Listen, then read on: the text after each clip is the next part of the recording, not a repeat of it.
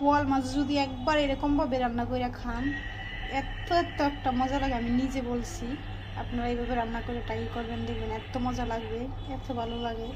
Tomato, ফুলকপি, নতুন আলু দিয়ে এভাবে রান্না করলে অনেক মজা লাগে।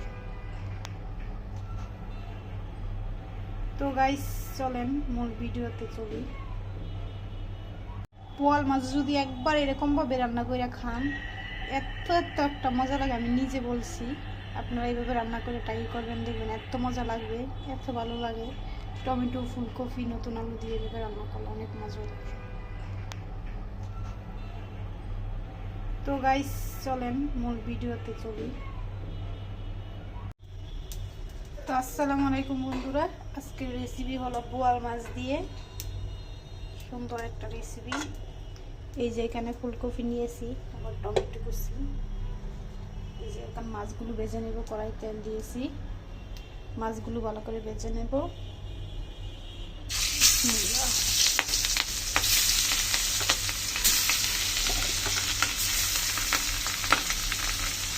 বাবা, পিঠে পড়িস না, ভালো করে মাছগুলো হোক, ভালো করে ভেজে নিন। তো এখানে কড়াই তেল দিয়ে দিলাম, পেঁয়াজ রসুন কুচি দিয়েছি, রসুন একটা কুচাইয়া দিয়েছি, কাঁচামরিচ দিয়েছি, দিয়ে এখন কড়াইয়ের মধ্যে এগুলো ভেজে নিচ্ছি। পেঁয়াজটা একটু লাল হওয়ার পরে একটু আদা বাটা, রসুন বাটা একসাথেই আছে, দিয়ে দেব।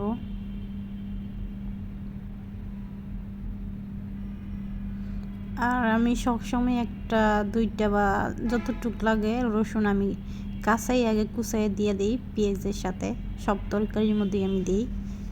এটা করলে অনেক ভালো হয়, মজা লাগে। তো এখানে এগুলো ভালো করে ভাজা হওয়ার পরে একটু পানি দিয়ে দিলাম। এখন হলুদ সব কিছু দিয়ে দিতেছি, হলুদের গুঁড়া, জিরার গুঁড়া, ধনিয়ার গুঁড়া, মরিচের গুঁড়া, লবণ,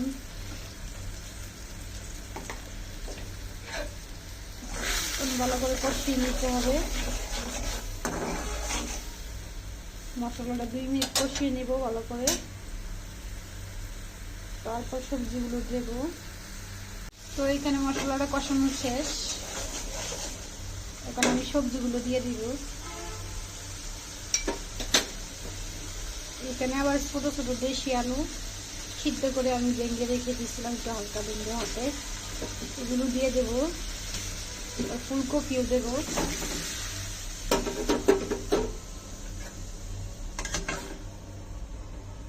এটা আমি মজা করে খাবো। ইয়েস, মজা করে খাবো। ভালো করে কষিয়ে নেব। এটা মজা করে খাবো। ওকে। তো এখানে ভালো করে কষিয়ে নিলাম, কফিটা সিদ্ধ হয়ে গেছে। এখন টমেটোগুলো দিয়ে দেব। টমেটো দিয়ে একটু কিছুক্ষণ কষিয়ে নেব, তারপর মাছগুলো দেব।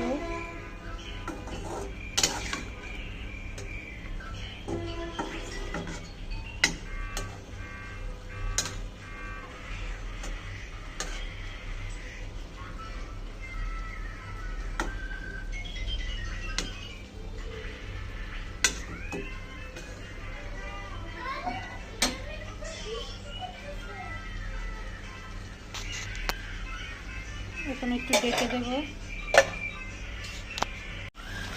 তো ফাইনালি হয়ে গেল তরকারিটা, বোয়াল মাছের ঝোল সবজি দিয়ে।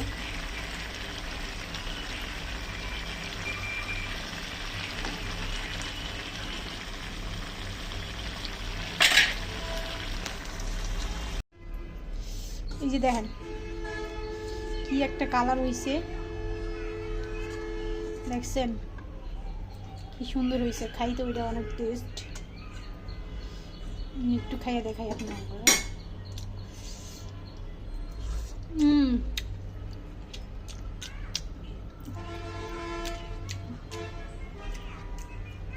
এত মজা হয়েছে কি বলবো।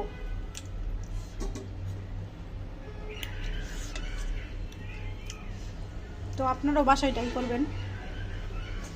দেখেন অবস্থাটা তরকারিটার। দেখছেন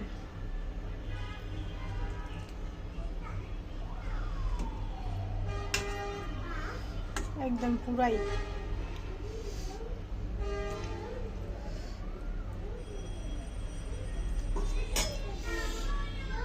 অনেক মজা হয়েছে। তো এরকমভাবে খাইতে অনেক মজা লাগে এই বোয়াল মাছটা এইভাবে রান্না করলে।